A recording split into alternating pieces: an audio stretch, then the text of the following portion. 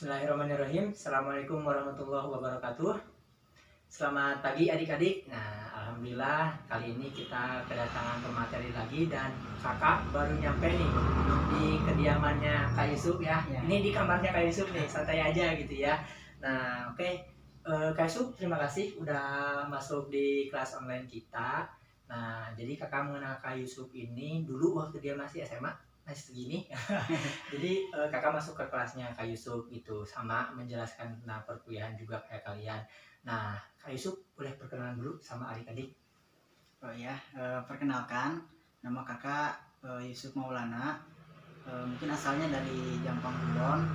Untuk jurusan farmasi di Universitas Islam Indonesia Yogyakarta.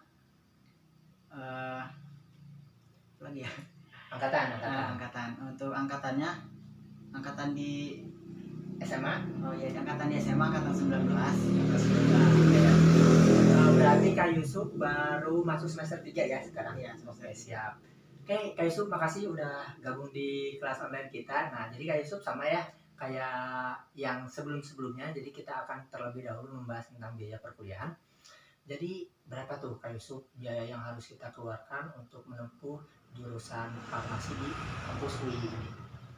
Oh ya, untuk di jurusan farmasi sendiri, untuk pertama kita bahas dulu tentang catur dharma. Nah, jadi catur dharma atau biasanya uang bangunan ini bervariasi. Jadi ada dari gelombang 1 ya mungkin sampai gelombang 6 ya. Nah, saya sendiri kemarin itu masuknya di gelombang 5. Nah, untuk biaya catur dharma sendiri itu sekitar 20 juta. Nah, tapi 20 juta ini tidak dibayar sekaligus itu Kak. Nah, jadi 20 juta ini dibayar dengan 4 kali angsuran berbarengan dengan biaya semesteran atau SPP. Nah, adapun untuk biaya semesternya di UI ini biasanya kita bayaran SPP itu ada 2 kali pembayaran di dalam 1 semester.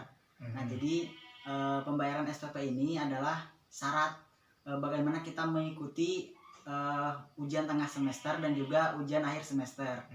Nah, untuk di farmasi sendiri itu biaya per semesternya kemarin saya sendiri itu biaya masuk itu awal-awal 14 juta.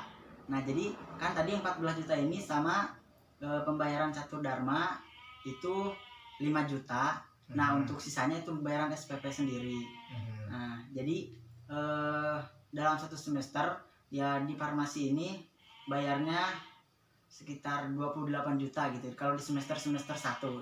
Adapun untuk di semester 2, nah itu kan catur dharmanya sudah berkurang.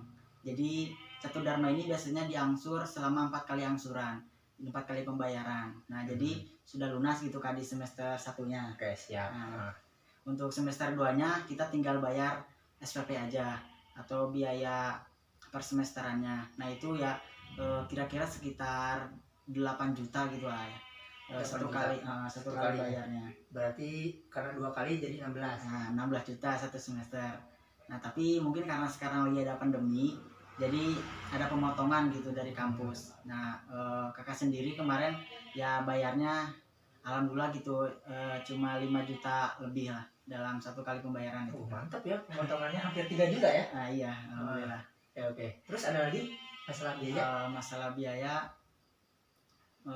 mungkin udah Kak biaya. Untuk biaya kampus gitu ya, berarti kalau misalnya kita akumulasikan sampai 8 semester ya? 8 semester. 8 semester berarti kalau 1 semesternya 14 juta kan? Dikali 8. Wah, udah sekian ya. Hampir 100 berarti. Iya, pokoknya kalau di akumulasi itu pokoknya sampai 120 jutaan gitu sampai lulus itu. Sampai lulus 120 jutaan. Oh, iya. Masya Allah. Ya wajar lah, ini kan jurusan kesehatan gitu kan. Oke, Kak Yusuf, itu kita membahas tentang biaya kuliah sekitar 120 jutaan ya dari awal sampai akhir. Oke, nah selanjut kita ke pembahasan tentang biaya hidup, tempat tinggal, makan, dan lain sebagainya. Gitu ya. Nah, untuk biaya hidup sendiri ya banyak orang yang bilang kan di Jogja itu murah gitu ya. Nah, di Jogja itu murah emang ya kalau menurut saya sendiri emang biaya hidup di Jogja itu murah lah kalau dibanding dengan biaya di tempat-tempat lain. Ya misal kayak biaya kos. Nah biaya kos ini biasanya di Jogja itu ada yang namanya kan kos yang eksklusif gitu lah. Nah di sana itu kalau kos eksklusif itu biasanya nyampe 1 juta 100-an gitu lah. Di 1 bulan gitu lah. Iya, per bulan. Per bulan. Nah tapi kalau saya tanya sendiri gitu ke teman saya yang di Jakarta, dia itu bayarnya per bulan sama juga 1 jutaan, tapi dia kosnya nggak kayak eksklusif. Kan kalau eksklusif itu biasanya ada kulkas gitu kan dalamnya itu AC, iya sampah dan iya. sebagainya. Kalau di Jakarta itu nggak gitu, tapi dia bayarnya 1 juta. Jadi di Jogja itu biaya kosnya udah lumayan murah gitu lah, enak. Nah, adapun untuk kos biasa, biasanya kos biasa itu 500.000 lah per bulannya itu. Kalau per tahunnya ya paling ada yang 5 juta, biasanya kebanyakan 5 jutaan lah, itu yang sedang gitu lah. Ada juga yang 6 juta, ya paling yang sedangnya itu 5 jutaan lah rata-ratanya. Oke, siap. Nah untuk biaya makan sendiri, ya di Jogja itu enak gitu lah, biaya makannya itu jadi tergolong murah gitu. Ya paling makan itu 1 kali makan, tapi tergantung ini juga sih ya, tergantung orangnya. Ada yang misal kita makan itu cuma 10.000, ngambil nasi sepuasnya, itu sama daging juga gitu lah. Iya, benar. Iya kan. Nah ada juga yang biasanya kalau yang agak mahal juga ada gitu, yang 19.000 itu ngambil nasi sama ya daging gitu lah. Benar. Iya, itu untuk biaya makan. Tapi ya alhamdulillah lah di Jogja ini kalau menurut saya tergolong biaya yang murah gitu ya, dari segi kehidupan. Betul. Nah, Kak Yusuf sendiri membudgetkan berapa tuh per bulannya? Nah, saya sendiri per bulan itu biasanya dikasih 1 juta sih sama orang tua tuh. Tapi alhamdulillah sih cukup kalau menurut saya di sana. Cukup banget segitu ya. Cukup banget 1 juta buat hidup itu. Nah, ya mungkin adik-adik nih berpikir kok bisa murah banget gitu ya. Nah, karena memang UMR-nya sendiri di Jogja itu nggak lebih dari 2 juta gitu. Makanya Kak Yusuf aja dengan uang 1 juta tuh udah cukup banget. Bahkan mungkin bagi adik-adik yang nonton video saya yang sebelum-sebelumnya, teman-teman kakak juga kan ada juga tuh yang sebulannya 500.000, 600.000, 700.000, dengan 1 juta nih ya cukup banget lah ya. Cukup banget. Iya gitu. Nah itu ya adik-adik untuk masalah pembiayaan gitu. Jadi benar kata Kak Yusuf tadi, gimana orangnya. Kalian mau milih yang hedonisme banget itu, wah silahkan banyak. Kalian mau yang irit banget, ada gitu ya Kak Yusuf. Gratisan juga ada gitu ya. Jadi pokoknya gimana kalian maunya yang kayak gimana, gaya hidupnya kayak gimana, yaitu tergantung pilihan kalian. Cuma kita mah di sini membicarakan yang rata-rata lah, bahkan yang di bawahnya juga gitu ya. Karena kalau misalnya kita menceritakan yang lebih tinggi, belum tentu gitu yang nonton ini juga gitu lah. Siap. Masalah perekonomiannya itu ya Kak Yusuf. Ada tambahan lagi Kak Yusuf mengenai biaya? Mungkin mengenai biaya udah gitu. Udah ya, cukup. Oke, siap. Itu ya adik-adik untuk masalah pembiayaan. Jadi kalian kalau misalnya ada masih kurang paham tentang pembiayaan, silahkan komentar, nanti insya Allah akan kakak jawab. Oke Kak Yusuf, nah kita lanjut ke masalah pembiayaan yang dibiayai alias beasiswa. Beasiswa. Ada apa aja tuh beasiswanya? Kalau di fakultas sendiri apa di universitasnya? Sebenarnya. Nah, kalau biasanya di UI itu ada yang biasanya itu jalur tahfidz. Nah, kalau tahfidz ini biasanya beasiswanya full gitu lah. Jadi ketika seleksi 30 juz kita lolos, nah itu biasanya beasiswanya full. Nah, ada juga biaya beasiswa itu dari bidik misi gitu lah. Di UI juga ada yang namanya bidik misi, tapi setahu saya sendiri itu di jurusan itu biasanya bidik misi itu di batas A. Jadi di dalam satu angkatan itu yang dapat bidik misi itu cuma 2. Nah itu yang bidik misi. Ya angkatan saya sendiri itu kemarin ada 2 orang gitu yang lulus dari bidik misinya. Terus beasiswa yang lain itu ada beasiswa duafa. Nah beasiswa duafa ini kayak beasiswa yang emang orangnya itu mau masuk kuliah tapi dari segi biaya kurang gitu, kurang memenuhi, kurang mampu. Nah jadi ada yang namanya beasiswa duafa. Apalagi ya, itu sih ya kalau beasiswa. Oke, siap. Jadi intinya biasa itu malah lebih banyak ketika kuliah ya. Iya. Udah masuk jadi mahasiswa ya. Kalau udah masuk biasanya banyak kan beasiswa dari luar gitu. Kita Ah. bisa ngambil, kita penuhi syarat-syaratnya, dan ya insya Allah kalau keterima rezeki kita ada di situ. Nah itu ya Iya. benar. Jadi adik-adik jangan merasa kalau misalnya saya emang nggak dapat beasiswa nih, nggak jadi kuliahnya juga. Padahal mah masuk dulu aja ya, Kak Yusuf. Masuk dulu, nanti kalian nyari beasiswa sendiri kayak gitu. Oke, Kak Yusuf, kita sekarang masuk ke sesi cara masuknya. Oh, cara masuk. Iya Kak. Untuk di UII itu cara masuknya, kalau dari dari cara masuk di kondisi yang normal gitu, yang normal itu biasanya ada yang namanya PSB. Nah itu PSB itu seleksi dari jalur rapot. Nah jadi kita nantinya masukin nilai-nilai rapot, kita penuhi syarat-syaratnya, terus kita kirim ke universitasnya. Nah alhamdulillah saya juga kemarin alhamdulillah lulusnya jalur PSB gitu kan. Oke, alhamdulillah sih. Cuman di PSB ini biasanya ada syaratnya Kak. Apa tuh? Nah ketika kita udah masuk di PSB itu biasanya ada syarat kita tuh harus mengikuti PKM, Pekan Kreasi Mahasiswa. Nah kita tuh minimal mengikuti itu dua kali, dan juga harus lolos tingkat kampus. Nah, syaratnya itu syarat PSB. Nah adapun dari cara masuknya dari jalur lain itu ada juga yang namanya CBT Kak. Jadi kita bisa CBT itu bisa di kampus sendiri, dan juga bisa di sekolah-sekolah yang emang sudah ada arahan dari kampus. Nah, adapun untuk ketika jalur pandemi gini ya Kak, itu cara masuknya ada yang namanya cyber gitu. Nah, cyber ini jalur rapot juga sebenarnya. Nah, cyber ini jalur rapot, dan juga kemarin itu ada yang namanya jalur CBT juga, cuman dari rumah gitu ngerjainnya itu. Oh iya. Nah itu untuk jalur pandemi. Dan juga untuk mungkin cara masuk lainnya tadi yang tahfidz itu Kak. Yang tahfidz itu nanti juga kita sekaligus masuk, dan juga beasiswa kalau yang tahfidz itu. Full lagi ya? Full lagi. Oke, siap. Itu jalur masuknya. Nah, Kak Yusuf tadi bilang kalau misalnya Kak Yusuf itu lewat jalur apa? PSB, dan itu harus ada syarat dua PKM. Dua PKM. Nah, seperti apa yang Kak Yusuf tampilkan dari PKM? Waktu PKM itu? Nah, sebenarnya saya sendiri gitu ya. Saya sendiri belum ngambil gitu Kak. Maksudnya belum ikut lah. Kan tahun kemarin berarti kan PKM itu satu tahun sekali. Nah jadi tahun kemarin belum sempat ikut gitu Kak. Nah adapun untuk PKM-nya itu sendiri, jadi nanti PKM itu ada banyak gitu. Jadi ada yang penelitian. Nah ada yang dari penelitian ini biasanya orangnya cuma 3 orang gitu, jadi per kelompok. Nah adapun dari nanti ada juga jalur bisnis itu 5 orang gitu biasanya.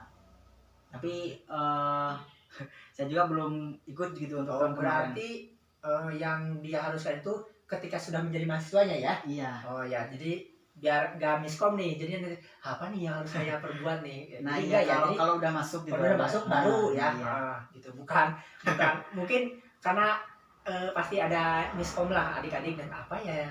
Nah gitu. Oke, siap. Itu ya Kak Yusuf. Iya. Tentang cara masuknya. Terus kuotanya gimana? Masalah kuotanya? Kuota sekarang. Jadi dari berapa pendaftar yang keterima berapa gitu? Nah untuk kuota sendiri kan kalau di farmasi itu biasanya meningkat sih ya, meningkat. Awalnya tahun berapa ya? Tahun sebelum saya gitu, berarti 2018 ya. Nah 2018 itu kuota di farmasi itu 150-an lah. 150-an. Nah untuk angkatan saya sendiri itu meningkat jadi 180 ya. Adapun untuk tahun sekarang mungkin ya kayaknya meningkat lagi sih ya, enggak jauh dari 180-an gitu. Nah adapun untuk di farmasi ini biasanya apa ya, jadi jurusan favorit lah kalau di FMIPA sendiri di UII ini, karena setahu saya farmasi ini biasanya kotanya tuh jadi habis duluan gitu, jadi udah penuh. Duluan ya. Awal-awal udah penuh. Karena memang saking banyaknya juga ya. Oke oke. Nah, nih Kak Yusuf bisa ngasih tips gimana nih biar keterima lewat jalur rapot? Nah, ya. Mungkin tipsnya kalau setahu saya sih ya ini, Hmm. kalau kita masuk jalur rapot, Hmm. nah katanya juga sih kata orang kalau gitu kan nanti diambilnya itu nilai rapot. Hmm. Nah, jadi kita tuh kalau mau keterima itu jadi ngambilnya itu cuma fokus di satu jurusan gitu lah. Kan kalau jalur rapot itu ada dua jurusan milihnya.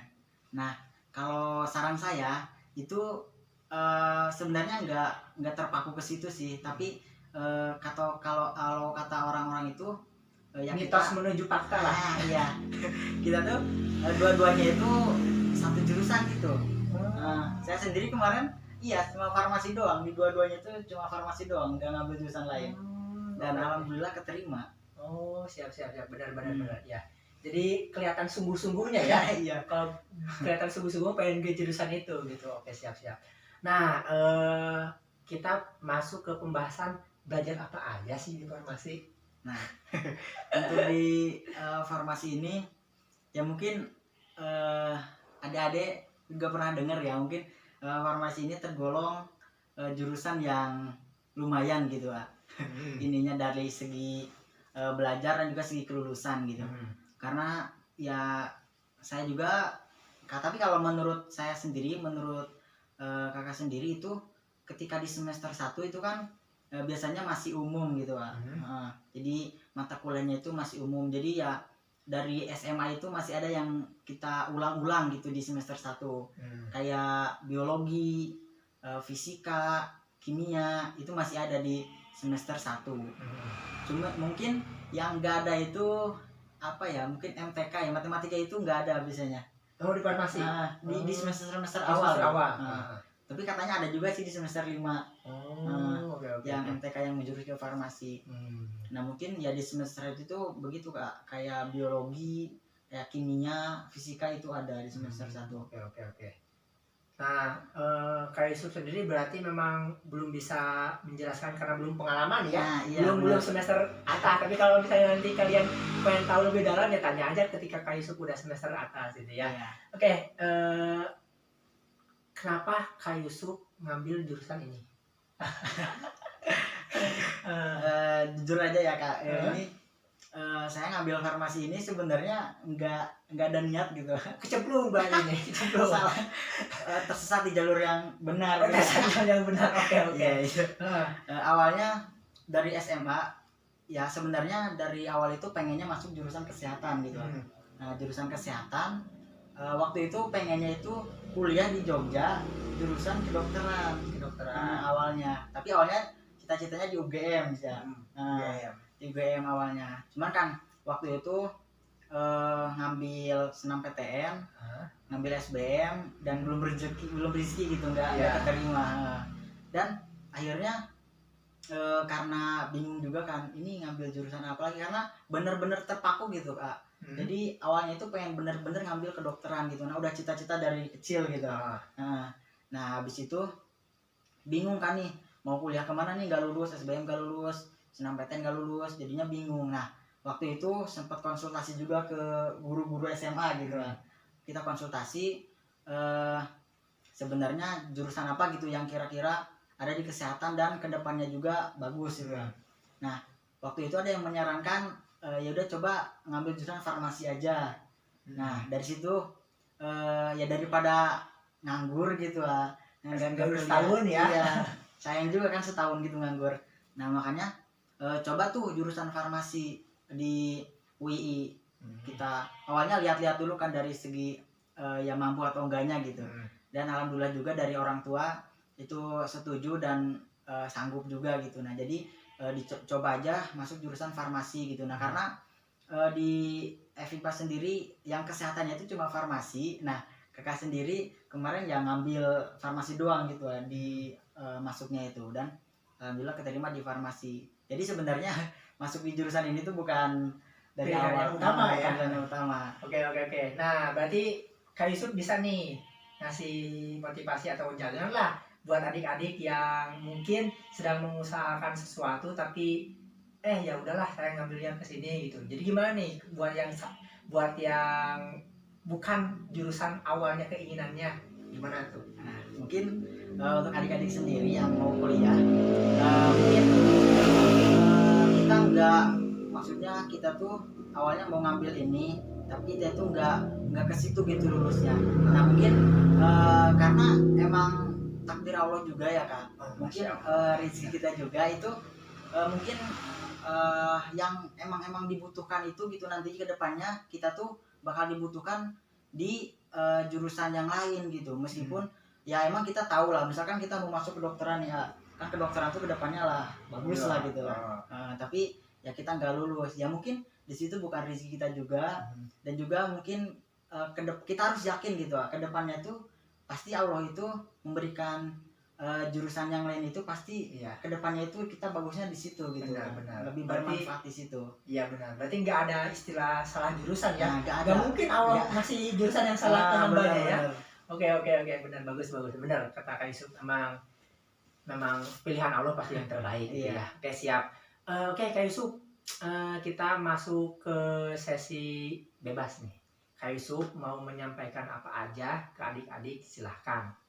Oh iya, mungkin yang ingin kakak sampaikan, mungkin untuk adik-adik jangan patah semangat gitu ya. Ya mungkin meskipun bukan keinginannya, tapi di situ rezekinya, ya bersyukur gitu, ambil saja. Mungkin disitulah rezeki yang emang pantas buat kita gitu. Nah mungkin ke adik-adik juga, mungkin kakak sendiri kan kemarin maunya kedokteran, tapi masuk jurusan farmasi kan. Awalnya itu ya taunya farmasi itu kerjanya di apotek gitu kan, kerja dagang obat. Tapi sebenarnya ketika kita sudah masuk gitu banyak sekali gitu, malahan ketika masuk itu malahan jadi bersyukur gitu kita masuk di farmasi ini. Jadi kedepannya juga kan farmasi ini lebih banyak gitu peluang kerjanya. Jadi misalkan kita juga bisa kerja di industri, bisa kerja juga di jadi apotek, kita buka apotek, kita bisa kerja di rumah sakit, bahkan kita juga bisa kerja di skincare lah, kayak zaman sekarang apa ya skincare. Wah, mungkin untuk lebih ini juga kita kerja di skincare tuh bisa kalau di farmasi itu. Jadi pokoknya buat adik-adik yang mungkin masuknya tidak sesuai dengan keinginan gitu, kita tetap aja bersyukur kan, mungkin disitulah rezeki kita dan disitulah juga takdir kita gitu. Masya Allah.